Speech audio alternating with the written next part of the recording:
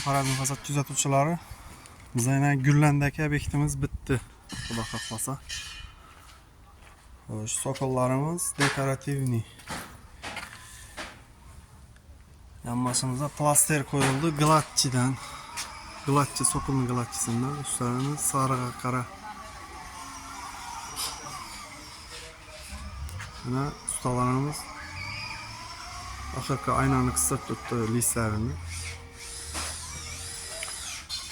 Ko'p odam so'rab turibdi aynani obshivkasi nechik bo'ladi deb.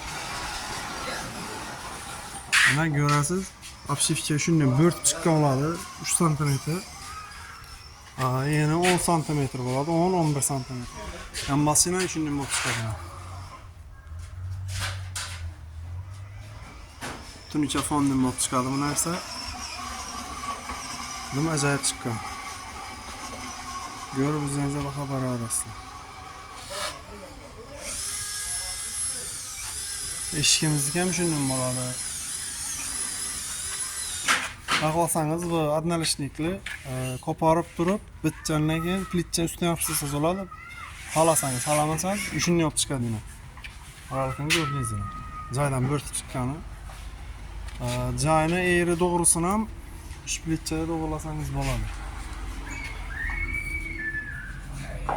Ko'raverasizlar, bir xil liniyada.